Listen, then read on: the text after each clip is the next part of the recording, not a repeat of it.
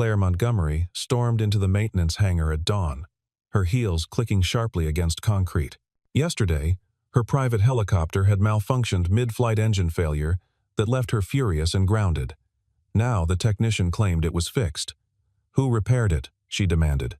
A small voice answered from behind a toolbox. "My daddy did." Claire turned. A 6-year-old girl, with oil-stained hands, pointed across the hangar to a man in a janitor's uniform, quietly mopping the floor. Not an engineer, not a technician. Just the new custodian who'd started yesterday. Claire Montgomery was 34, sharp-edged and successful.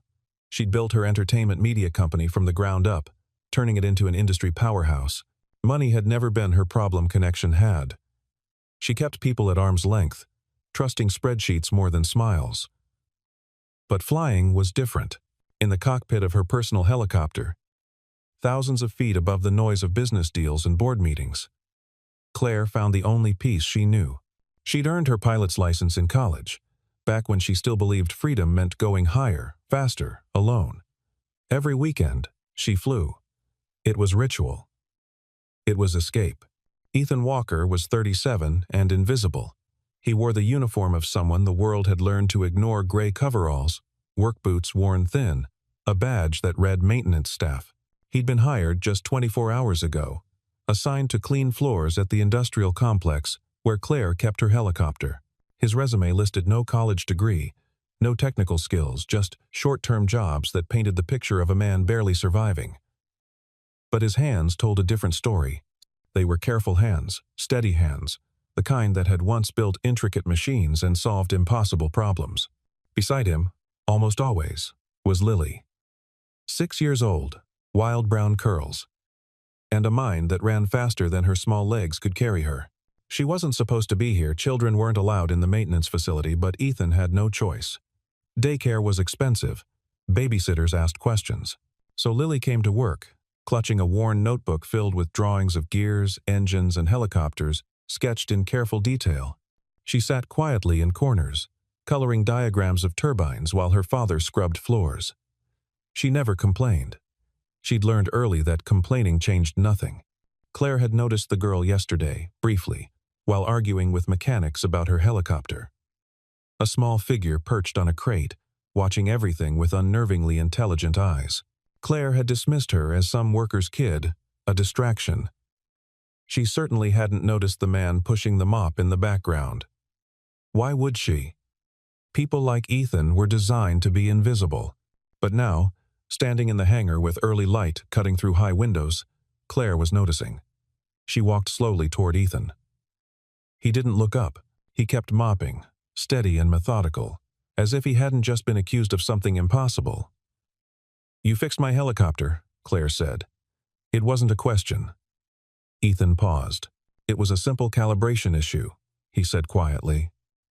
"The fuel regulator was seated incorrectly. I adjusted it." His voice was flat, giving nothing away. Claire stared at him.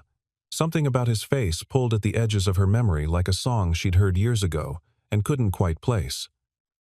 Lily appeared at his side, tugging gently on his sleeve. "Daddy's really good at fixing things," she said proudly. "He taught me how engines work." Claire crouched down to the girl's level. "Did you help him?" Lily nodded seriously. "I held the flashlight, and I drew a picture of the rotor assembly so Daddy could check it later." She held up her notebook, showing a surprisingly accurate sketch of helicopter components. Claire's breath caught. This wasn't a child's scribble. This was technical drawing. Detailed. Precise. Impossible. For a 6-year-old. Unless someone had been teaching her for years. The previous day had been a disaster. Claire had taken the helicopter up alone, as she always did, climbing into clear blue sky above the city. For 20 minutes. Everything was perfect. The hum of the engine. The weightless feeling of flight. The world shrinking below into something manageable. Then the engine coughed. Once. Twice. Warning lights flashed red across the control panel. Claire's stomach dropped as the helicopter shuddered, losing altitude fast. She fought the controls, her pilot training kicking in through surging adrenaline. She managed to bring it down hard. in the maintenance facility's landing zone. Skids scraping concrete. The maintenance team swarmed the aircraft immediately, running diagnostics, pulling panels, muttering about sensor malfunctions and fuel system irregularities. They worked for 3 hours and found nothing conclusive. "We'll need to order parts," the head mechanic told her. "Could be a week, maybe 2. Claire had been furious. She'd stalked out of the hangar and spent the rest of the day in her downtown office, snapping at her assistant and canceling meetings. That evening, after everyone had gone home, Ethan had been making his final rounds. He wasn't supposed to be near the aircraft. His clearance was limited to floors and windows, but he'd overheard the mechanics talking earlier. Fuel regulator. Improper seating. They'd been looking in the wrong place, checking sensors when the problem was mechanical. Ethan had spent his life around engines. He knew their language, the way they whispered and complained when something was wrong. He paused near the helicopter, mop in hand, and listened. He should have walked away. It wasn't his job. It wasn't his place. But his hands remembered what his resume had forgotten. After checking that Lily was asleep on the cot in the break room, Ethan returned to the hangar. He worked by the light of a single overhead lamp, moving quickly and quietly. He found the fuel regulator exactly where he'd suspected misaligned, by maybe 3 millimeters, just enough to throw off the entire system. Ethan adjusted it with practiced precision, tested the connections, wiped away his fingerprints, and disappeared back into the shadows before dawn. Now, standing in morning light with Claire Montgomery staring at him like he was a puzzle she couldn't solve, Ethan felt the weight of his choices pressing down. He shouldn't have touched that helicopter. He should have stayed invisible. But some instincts ran deeper than caution. Claire's eyes narrowed. "I know you," she said suddenly. Ethan's jaw tightened. "I don't think so, ma'am." But Claire was already piecing it together, the shape of his face.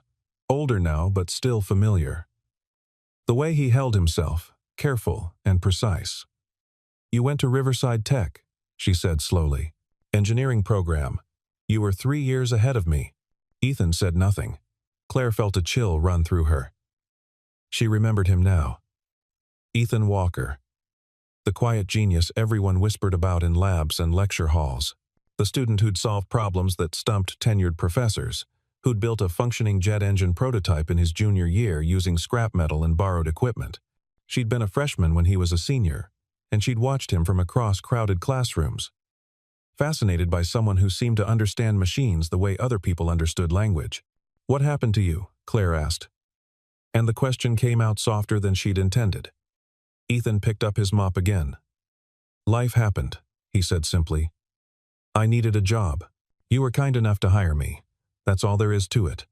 But Claire could see the lie in the set of his shoulders, in the way Lily reached up to hold his hand, protective despite her size. There was a story here, a long, painful story that had taken a brilliant engineer and turned him into a man who mopped floors to survive. Claire didn't ask Ethan directly. Instead, she did what she always did when she needed information. She called her assistant, Marcus, and asked him to run a background check. Discreetly, she emphasized. Marcus promised results by end of day. The report arrived at 6 p.m. Ethan Walker, graduated summa cum laude from Riverside Technical University with a degree in mechanical engineering and a specialization in propulsion systems. He'd been offered positions at 3 major aerospace companies before graduation. He'd accepted one, a prestigious role at a defense contractor working on next-generation aircraft engines. His future had been golden, mapped out, and certain. And then, abruptly, he'd vanished. For 6 years, there was nothing but a gap in the public record. Then, 7 years ago, a birth certificate was filed. Lily Walker. Mother's name, Jennifer Costa. Father, Ethan Walker. But there was no marriage license, no custody agreement. After that, Ethan's employment history became a patchwork of short-term jobs, warehouse work, delivery driver, night security, custodial services. Never more than 8 months in one place. Never anything that used his degree or his skills. Claire closed the report and sat in the dark of her office for a long time. What had happened to him? What could break someone so completely that they'd walk away from everything they'd worked for? The next morning, Claire went back to the hangar. Ethan was there, running a buffer over the concrete floor. Lily sat nearby, coloring another drawing, this time a sketch of Claire's helicopter, accurate down to the registration number on the tail. Claire approached slowly. "I need to ask you something," she said. Ethan turned off the buffer. "Ma'am?" His voice was guarded. Claire gestured to Lily. "Your daughter. She's brilliant. Anyone can see that. Why isn't she in school? Why is she here?" Ethan's face went carefully blank. "School costs money. Daycare costs money. This way, she's safe, and I can keep an eye on her." It was a practical answer, delivered without emotion. But Claire saw the shame underneath it, the exhaustion of a father who was doing his best and knew it wasn't enough. "And you," Claire pressed gently. "You were one of the top engineering students in the country. You could be anywhere, doing anything. Why are you here, mopping my floors?" For a long moment, Ethan didn't answer. Then he looked at Lily, who was watching them with wide, worried eyes. "I made choices," he said, finally. "Some of them were mistakes, some of them weren't. But they led me here, and here is where I need to be." For her, he met Claire's gaze, and she saw something in his eyes that made her chest ache resignation, mixed with fierce, stubborn love. He'd sacrificed everything for that little girl. His career, his dreams, his future. He'd burned it all down to keep her safe, and he didn't regret it. Claire nodded slowly. "I won't fire you," she said quietly. "And I won't tell anyone about the helicopter. But I need you to promise me something." Ethan waited. "If you see something else that's wrong with the helicopter, with any equipment, you tell me. Don't fix it yourself. Just tell me. Can you do that?" It took him a moment, but he nodded. "Yes, ma'am." Claire turned to leave, then paused.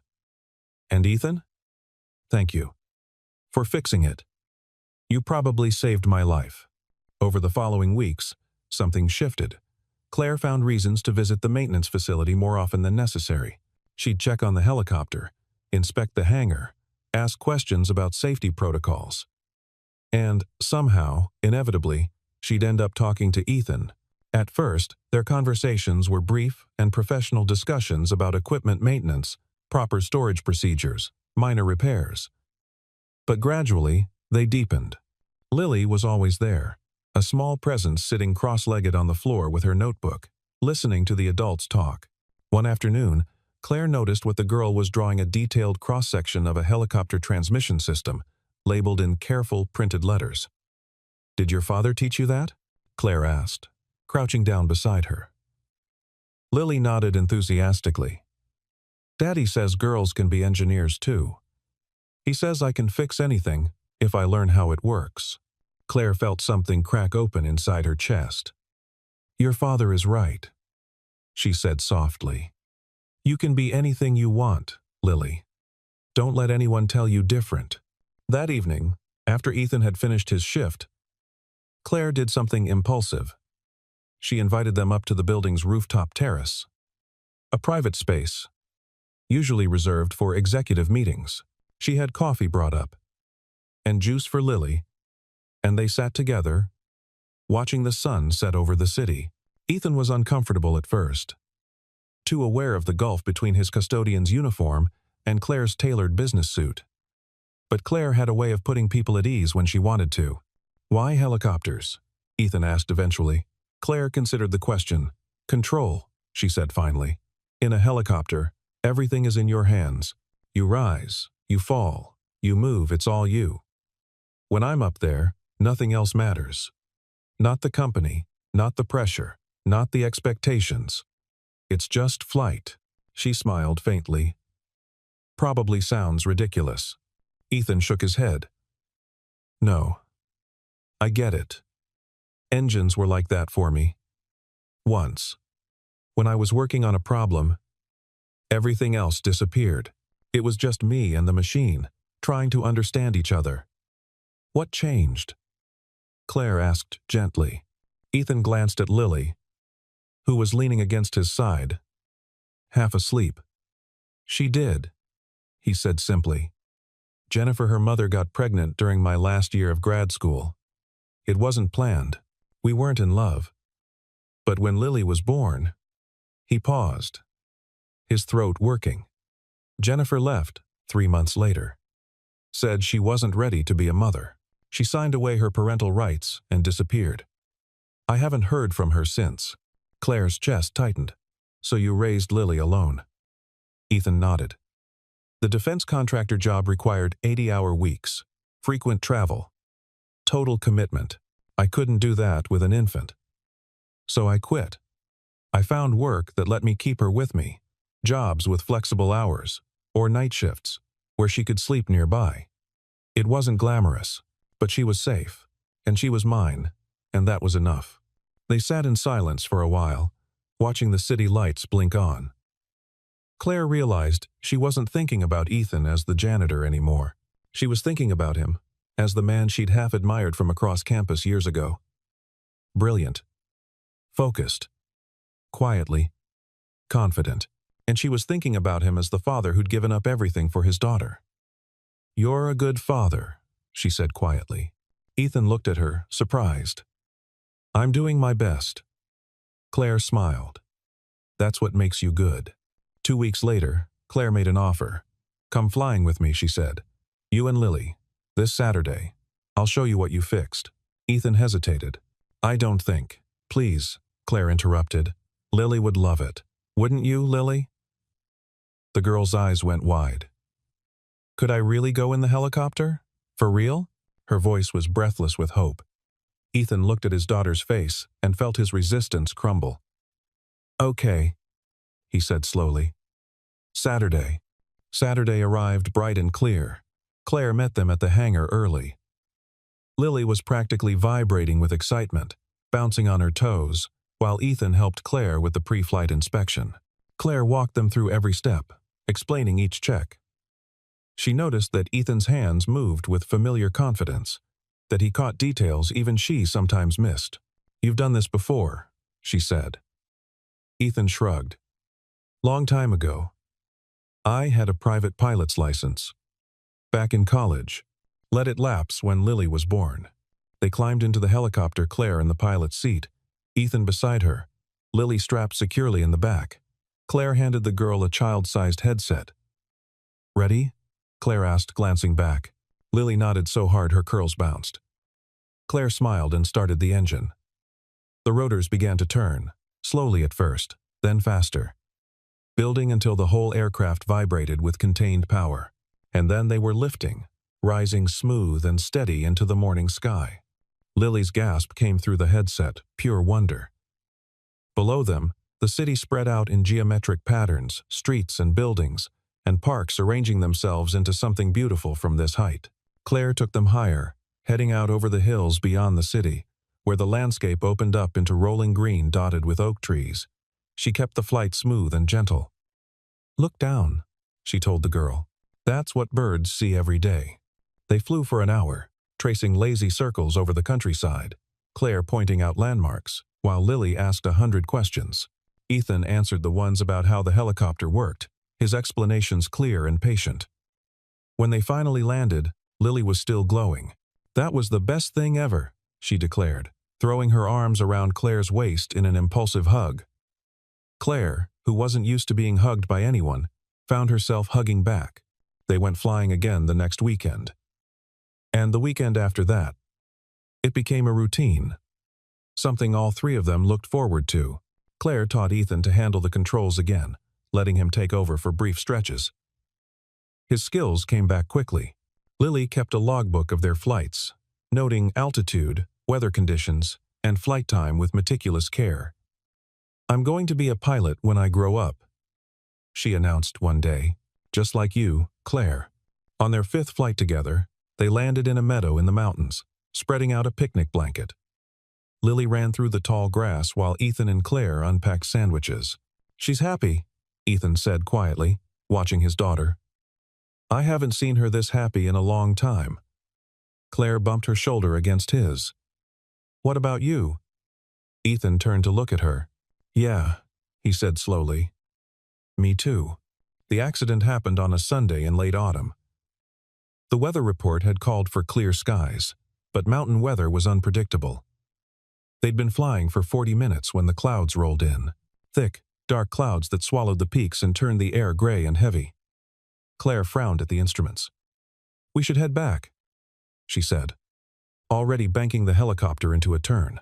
The wind hit them without warning, a vicious crosswind that slammed into the helicopter's side, tilting them sharply.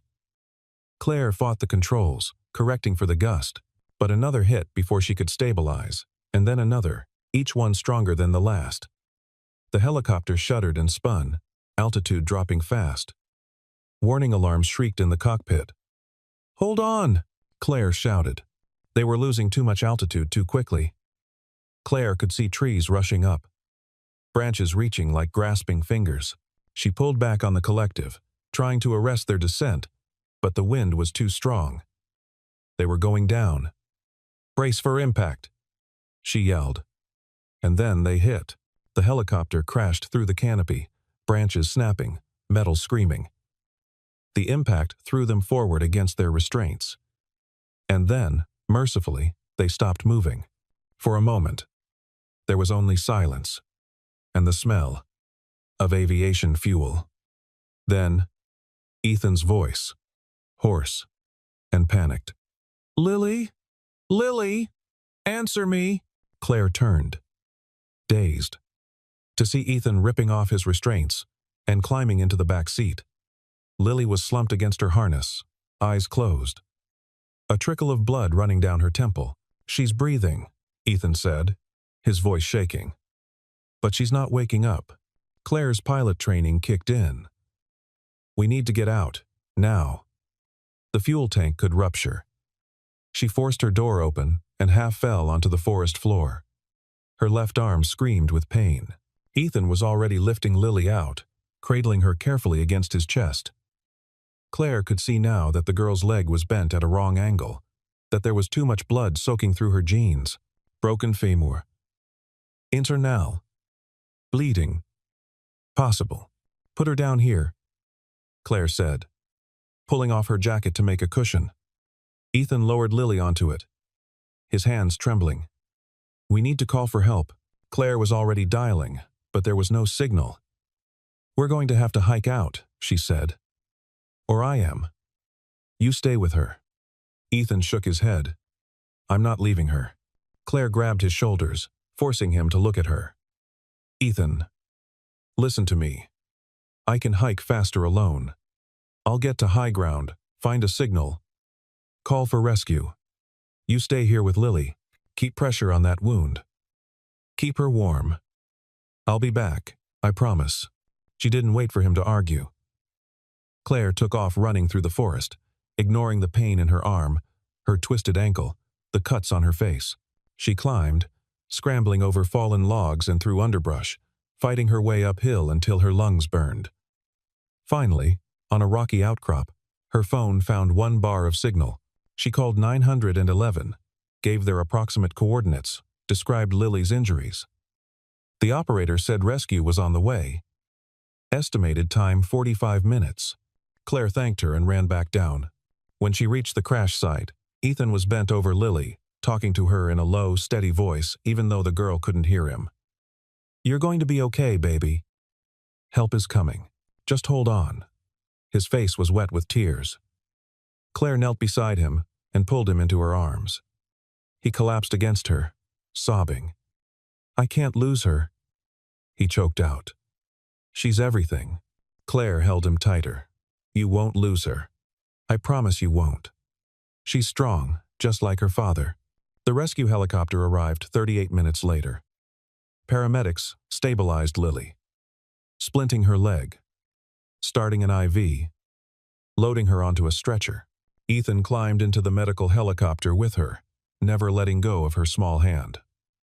Claire followed in the second helicopter, watching the forest fall away beneath them. The hospital waiting room became Ethan's entire world. He sat in a plastic chair under fluorescent lights, still wearing his blood-stained shirt, waiting for news. Claire sat beside him, her injured arm in a sling, refusing to leave. Hours crawled by. Finally, a surgeon emerged. "Mr. Walker?" Ethan shot to his feet. The surgeon's face was carefully neutral. "Your daughter is stable. The femur fracture was clean. We've set it with a rod and pins. She'll heal completely." However, the surgeon paused. She lost significant blood, and there was swelling in her brain from the head trauma. "We've induced a medical coma to let her body recover. The next 72 hours are critical." Ethan's legs went weak. Claire caught him, holding him upright. "Can I see her?" he asked. The surgeon nodded. They walked through sterile corridors to the pediatric ICU. Lily looked impossibly small in the hospital bed, tubes and wires connecting her to machines that beeped and hummed. Ethan pulled a chair close and took her hand. "I'm here, baby," he whispered. "Daddy's here." Claire stood in the doorway, giving them space. She watched Ethan break apart, watched him cry with his head on his daughter's bed, and she realized something that made her own eyes burn. She loved them, both of them. Somewhere between helicopter repairs and weekend flights and conversations on rooftop terraces, she'd fallen completely in love. She stepped into the room and placed her good hand on Ethan's shoulder. He looked up, his face devastated. "I did this," he said hoarsely. "This is my fault." Claire shook her head firmly. "No, this was an accident. A terrible accident. But Lily is a fighter, Ethan. She's going to come back to us." The first day passed. Then the second. Ethan never left Lily's side. Claire brought him food he didn't eat, coffee he barely touched. She talked to him about nothing and everything, anything, to fill the silence and keep hope alive. The doctors checked Lily constantly, monitoring brain activity, adjusting medications. They said the swelling was going down. But she didn't wake up. On the third day, Claire was dozing in a chair when Ethan made a sound half gasp, half sob. She jerked awake to see Lily's fingers twitching, her eyelids fluttering. "Lily?" Ethan leaned forward. "Baby, can you hear me?" Lily's eyes opened slowly, confused and unfocused. She looked at her father, and her cracked lips moved. "Daddy?" The single word was barely audible, but it was the most beautiful sound Ethan had ever heard. He pressed his forehead to hers, tears streaming down his face. "I'm here. I'm right here. You're okay." Claire hit the call button, and nurses flooded the room. They checked Lily's responses, asked simple questions. The girl answered slowly, clearly disoriented, but lucid. The head nurse smiled at Ethan. "She's back," she said gently. "Your daughter is going to be just fine." Recovery was slow. Lily spent 2 weeks in the hospital before being discharged with strict instructions. No weight on the injured leg for 6 weeks. Physical therapy 3 times a week. Ethan took a leave of absence. Claire arranged it personally and made sure he was paid throughout. She also arranged something else. She'd rented a furnished apartment near the hospital, spacious and accessible, and had their belongings moved there. When Ethan found out, he tried to refuse. "Claire, I can't accept this. It's too much." But Claire was firm. "You're not accepting charity, Ethan. You're accepting help from someone who cares about you. Let me do this, please." And because Ethan was exhausted and overwhelmed, he agreed. The apartment became a place of healing. Claire visited every day after work, bringing groceries, helping with Lily's physical therapy exercises, reading to the girl. She'd sit with Ethan in the evenings, sharing quiet conversations over takeout dinners. They talked about everything and nothing: his childhood dreams, her fears about running a company, the strange paths that had led them to this place. Slowly, Ethan's haunted look began to fade. Lily healed faster than expected.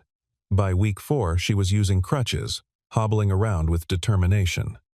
"I want to draw the helicopter crash," she announced one day. Ethan and Claire exchanged worried glances, but they gave her paper and colored pencils. She drew everything. The storm, the trees, the moment of impact, and in the corner of every drawing, she put 3 figures: a man, a woman, and a little girl, all holding hands. One evening, when Lily was asleep, Claire and Ethan sat together on the apartment's small balcony. I've been thinking, Ethan said slowly, about what comes next. I can't go back to just being a janitor. I need to do more, be more. For her, Claire turned to look at him. What do you want to do? Ethan laughed quietly, bitterly. What I've always wanted. Engineering. Design. Building things that matter. But that ship sailed a long time ago. Claire was quiet for a moment, then said carefully, what if someone already wants to hire you? What if I want to hire you? Ethan's head snapped up. Claire, she held up a hand. Hear me out. My company needs an equipment manager, someone to oversee maintenance of all our vehicles and technical equipment. It's not aerospace engineering, but it uses the same skill set, and it pays well. Ethan stared at her. Why are you doing this? He asked quietly. After everything, why would you do this for me? Claire reached out and took his hand. Because I care about you, she said simply. Both of you. Because watching you sacrifice everything for Lily made me realize what real strength looks like, and because. She hesitated, then forged ahead. Because I think maybe we could be good for each other. If you're willing to try. The words hung in the air between them. Ethan's throat worked. Claire, I'm a mess.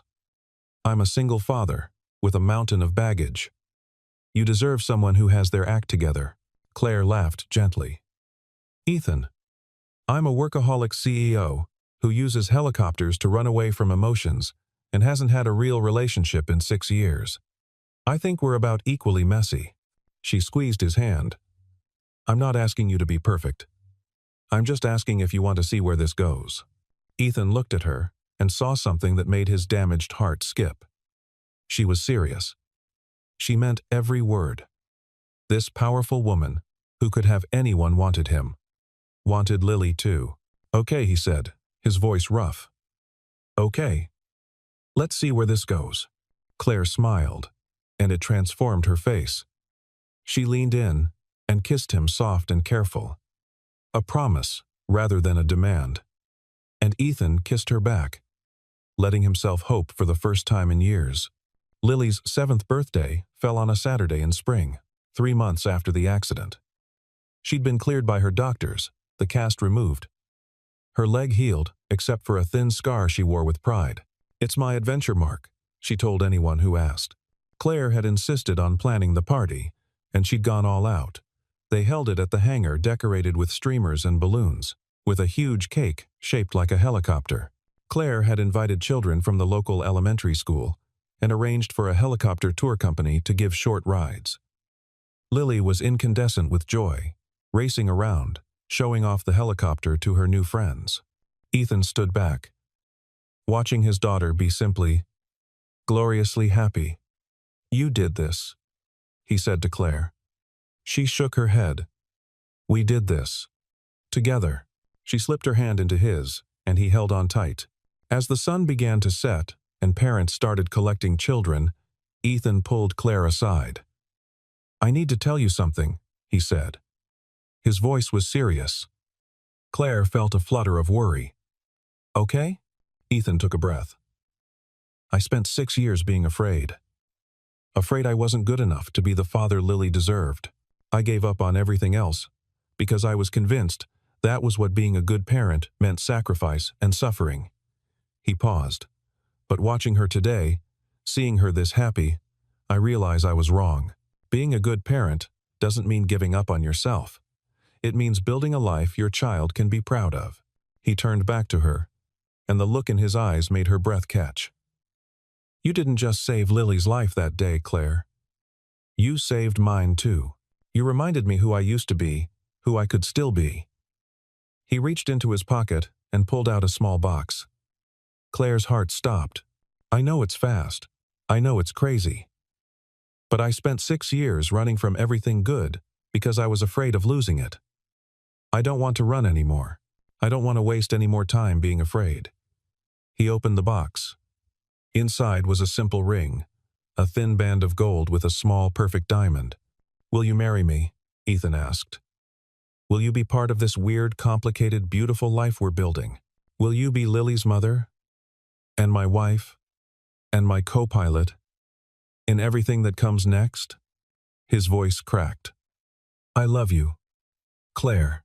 I want to spend the rest of my life proving that you were right to believe in me. Claire couldn't speak. Her hands were shaking, tears streaming down her face. She'd built her entire life around being independent, around needing no one. And here was this man offering her something she'd never known she wanted. A family. Yes, she managed finally. Yes, 1,000 times yes. She threw her arms around his neck, and he lifted her off the ground, spinning her around while she laughed and cried simultaneously. Lily came running over. What's happening? She demanded. Ethan crouched to his daughter's level. How would you feel? He asked gently. If Claire became part of our family. Officially? Lily's eyes went wide. You mean like a mom? Ethan nodded. Lily looked at Claire, studying her seriously. Then she smiled the biggest, brightest smile and launched herself at Claire with enough force to nearly knock her over. Best birthday present ever, she shouted. And Claire held the little girl tight, feeling the last pieces of her carefully constructed walls crumble completely. They were married quietly 3 months later, just the three of them and a handful of close friends. Lily wore a purple dress with layers of tulle and carried wildflowers. She stood between Claire and Ethan during the ceremony, holding both their hands. And when the officiant asked if anyone objected, Lily announced loudly, I think it's perfect. The small group laughed, and Claire felt her heart might burst. But the wedding was just the beginning. Claire moved them all into a larger house in the suburbs, with a yard where Lily could play and a garage that Ethan converted into a workshop. She cut back her hours at the company, so she could be present for dinner, for bedtime stories, for the 1,000 small moments that made up family life. Ethan took the equipment manager position Claire had offered, but that wasn't enough.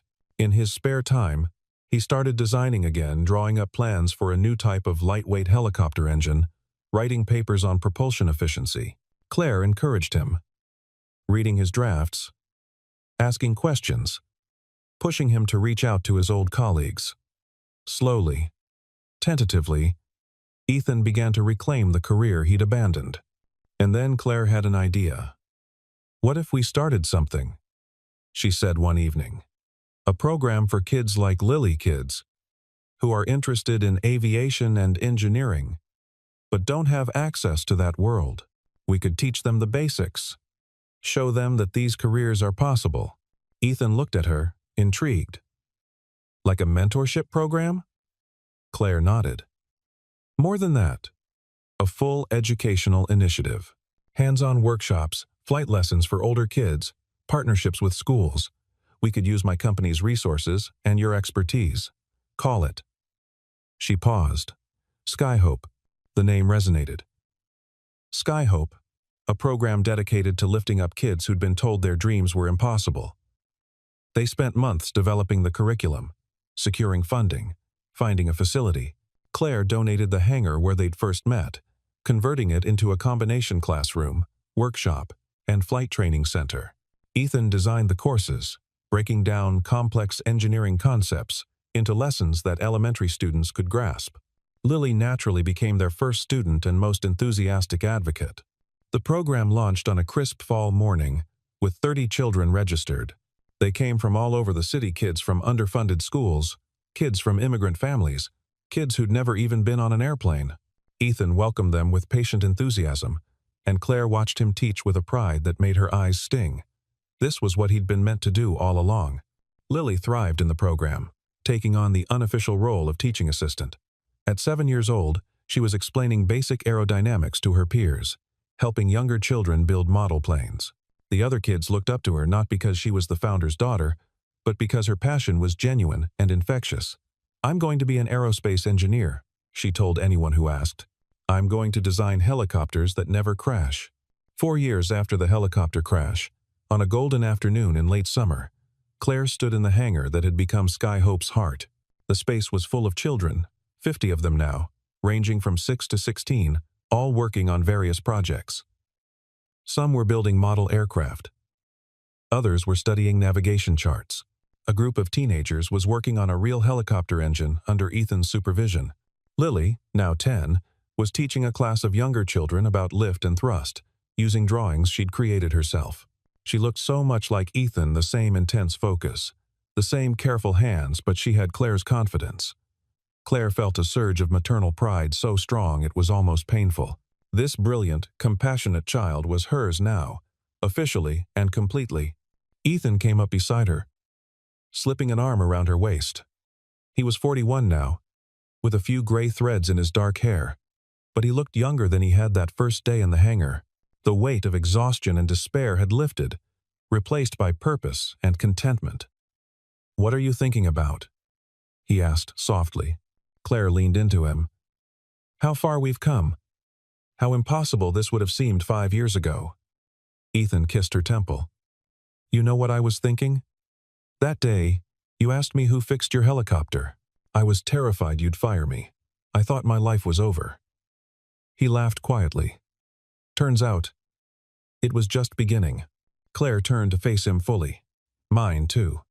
I thought I had everything figured out, my company, my independence, my carefully controlled life. And then you and Lily crashed into it and turned everything upside down. Best thing that ever happened to me."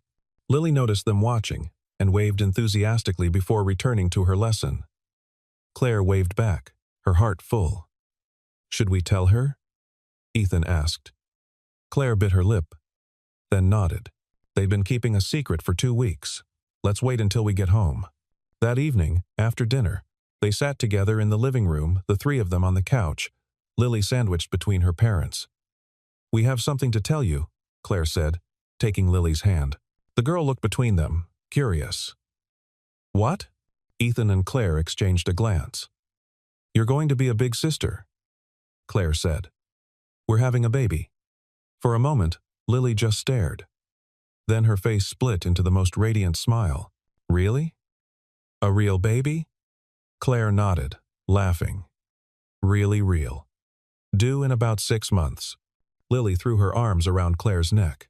"This is the best news ever. I'm going to teach them everything, how engines work, how to draw helicopters, everything." She pulled back, eyes shining.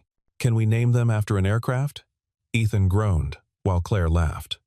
"We'll think about it," Claire promised diplomatically. Later, after Lily had finally gone to bed, Claire and Ethan stood at their bedroom window, looking out at the dark yard. "Are you scared?" Claire asked quietly. Ethan considered. "A little," he admitted. "But mostly I'm grateful. When Lily was born, I was terrified and alone. This time, I have you. We're doing this together. That makes all the difference." Claire rested her head on his shoulder. "I'm scared too. I never thought I'd be a mother, not like this. But then, I never thought I'd be this happy either." Ethan wrapped his arms around her, one hand settling gently on her stomach. "Here's to more surprises," he murmured. Claire smiled. "Good surprises. I think we've had enough of the other kind." On a perfect Sunday morning in spring, 5 years after a little girl had pointed to her janitor father and changed everything, Claire Montgomery stood in the hangar beside the helicopter that had brought her family together. The aircraft had been fully restored after the crash, every piece examined and repaired. But they'd kept one small dent on the tail, a reminder of what they'd survived. Ethan was in the pilot's seat today, going through pre-flight checks with methodical precision. Lily sat in the co-pilot position, now 12 years old, and already working toward her junior pilot's license. In the back, strapped carefully into a child seat, was 3-year-old James, dark-haired and curious, already showing signs of his father's analytical mind and his mother's fearless determination.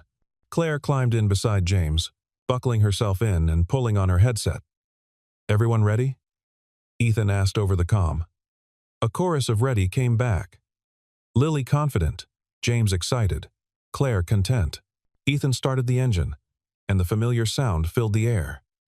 The helicopter lifted smoothly off the ground, rising into the clear blue sky. They flew over the city where Claire had built her empire, over the suburbs where they'd built their home, out toward the mountains where they'd nearly lost everything. But today there was no storm, no danger, just the peaceful sensation of flight, of being suspended between earth and heaven with the people who mattered most. James pressed his face against the window, giggling at the view. Lily pointed out landmarks, explaining to her little brother what everything was called. Ethan flew with steady confidence. And Claire looked at her family, this impossible, miraculous family that had grown from a moment of crisis and a little girl's simple declaration, and felt a peace she'd never known before. She'd spent so many years flying alone, using the sky as an escape from a life that felt hollow despite its success. But somewhere along the way, flight had stopped being about escape and started being about freedom. The freedom to choose connection over isolation. The freedom to build something real with people who saw her, truly saw her, and loved her anyway. "Where should we go?" Ethan asked through the headset, glancing back at her. Claire looked out at the endless sky, at all the possible directions they could take. "Anywhere," she said, and meant it. "As long as we're together, we can go anywhere." The helicopter banked gently, following the line of the mountains as the morning sun painted everything gold.